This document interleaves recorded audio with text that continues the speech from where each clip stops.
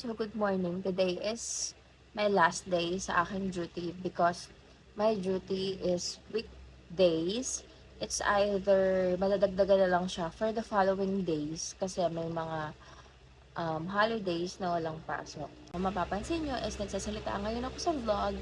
That's because lalo dito sa apartment, wala din akong kasama. Kaya I have a chance to do this kind of vlog. So, ngayon is mag-get ready with me muna tayo kasi that what I always do. Nagpe-prepare muna. Pine-prepare ko muna yung sarili ko bago sa duty. Actually, pwede namang hindi mag-makeup. Pwede naman din mag-makeup. Kasi kilala niyo naman ako, di ba? Gusto ko lagi, as much as possible, gusto ko maayos akong tingnan. For myself, hindi naman sa ibang tao.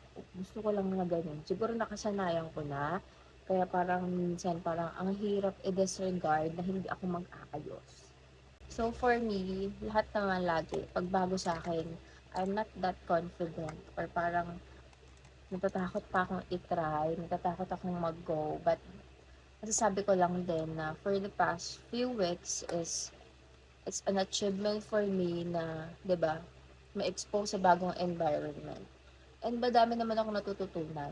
And every day, may matututunan at natututunan ka. Hindi lang sa work, kundi how you will explore yourself na ikaw lang mag-isa. So, ngayon nga is naka-apartment lang ako. And, yeah, all by myself. Compare nung ako ay college hanggang sa mag-review, I have my friend Danica na nakakasama ko sa apartment or dorm. But now, it's all of life. Alam mo ba na yung mga makeup ko is one lighter than the usual skin tone na meron ako kasi nga acidic ako. So, once na mag-set to, is parang magda-dark din naman siya. Pero hindi ko pa din talaga siya makuha. So, nakakasad. Kasi nag-explore talaga ako sa makeup. And yung mga makeup na ginagamit ko naman is hindi naman siya ganun na mumurahin lang. I mean, hindi naman sa pagpabrag. Because alam ko naman din kasi na sensitive yung mukha ko. Most of my duties are 6 a.m. From 6 a.m. to 2 p.m. ng hapon. So, masabi natin napakahaba pa ng oras ko for myself. So, I do usually get up 4 a.m. tapos uuwi ako ng mga papasok ako ng 5 and uuwi ako ng 2:30 something. Compare dun sa talagang iba talaga yung time difference ng public hospital sa may private hospital. Ayan, okay na yung mga gamit ko and medyo late na din ako kaya bibilisan ko na. Hindi na yung gamit kong pang-uwi. Oh my gosh, I'm very excited. Ang my G, ang fresh. Pero mamaya, kita nyo, hulas na yan dahil sa init dito sa Cabanatuan.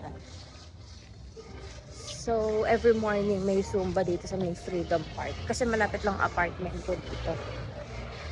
So, madaming nag-jogging every morning. From 5 a.m. Ayan, nag-start na silang tumakbo. I think mamimiss ko tong time ng duty namin kasi 8 hours lang dito. Compared dun sa may hospital na pinag-workan ko is 12 hours kami per shift. So dito, pag morning shift 6 a.m. to 2 p.m. So di ba 8 hours lang. Tapos yung tapos yung remaining time mo, pwede mo pa siyang gamitin din saan mo gusto. Ayan, ang fresh ng makeup ko. Sana hanggang mamaya to. Pero feeling ko hindi din. Kasi naka-haircut. Tapos, naka-face mask. So, nakakaskas yung face mask dun sa mukha ng person. Parang nag-setting spray naman ako. Kasi dun sa may pandesal niya, mas better pandesal niya compared sa kabilang pandesalan.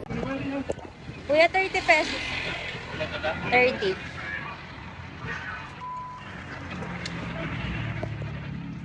So, here's the breakfast. So, hindi naman sa akin ng lahat to kasi dun sa kasama ko kay Sai, napabili siya. Hindi lang sa akin lahat. So, bibili muna ako ngayon ng aking breakfast dito sa 7-Eleven. So, every morning, naroon kami attendance dun sa nursing office. Now we need to fill out. Kapagod na ako. Aga naman. Hindi ko pa ina-upload. Pero naka-upload sa'yo. Hindi, mag-vlog ka. Hindi, magawa ko na. Hi guys. Hi guys, we're late. Tapos, Sama mo naman ako, te. slay, hindi, vlog ko to. Slay kami na. Ay, sama tayo. Taga nag-elevator pa siya. Elevator tayo. Ano bang available na elevator? Naka-landscape. Ano naka-landscape? Yung medyo na. Ganyan. Magkaano pa? Ano ba yan? May dala-dalang gamit. May dala-dalang gamit yung tao eh.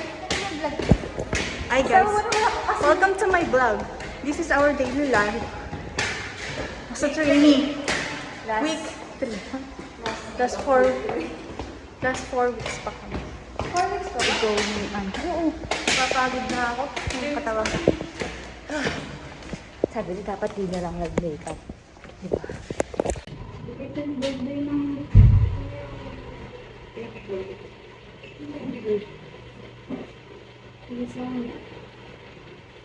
Ano na, ang dami tao sa agad.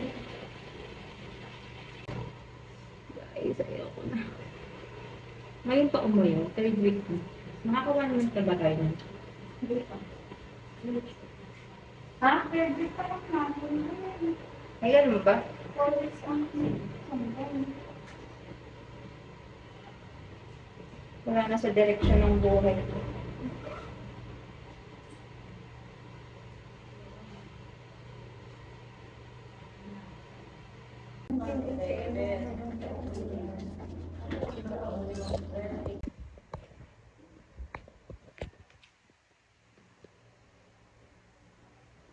Talaga lang. Adaming energy ni ate girl. Morning breakfast na akala mo hindi na ba heartburn ang person.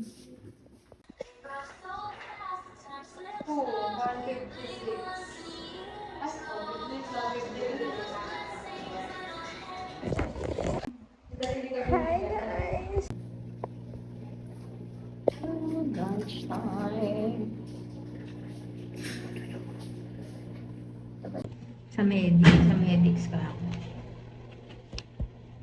Kaso pang ano lang yun. Pang ganun-ganun lang, hindi pang layo. Kain po, ma'am.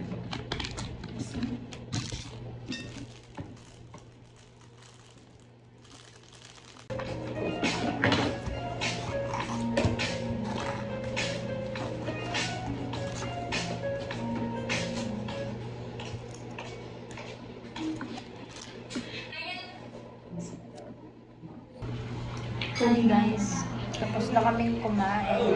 Sana all may lipstick pa din, di ba? ketchup lang yan. Ketchup ba yan? Hindi ako mag-lipstick na. Hindi ko kasi alam kung anong lip tint ang maganda. Pero kahit naka-face mask ako, magli-lipstick tayo para na hindi tayo mukhang kawawa. Para naman hindi tayo mukhang aping-api. Ba napakaliwanag sa kanyang camera na yan. Uy, tinan mo, oh.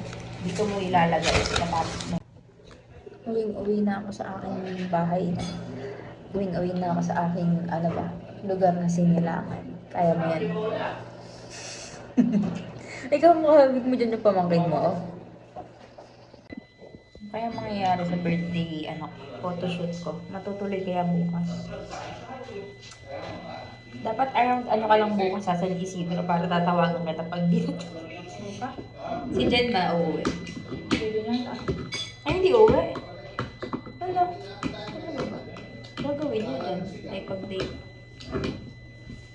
Yung jowa niya ba? Oh my gosh. Finally, it's uwian time. Third week done. Uuwi na sa asawa. Ay, fantasy na naman ni ate girl. Opo, ma'am. Fantasy na naman niya ay magkaroon na. Hi, we're going home. We're going home. Guys, uuwi na kami. OA, uuwi na.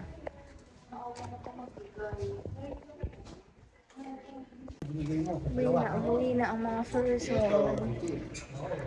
Week 3 daw. Ano anak, outro to. Dito na yung Bye, outro. guys. Dito na yung outro namin kasi wala na akong energy magsalita. Opo. Bye.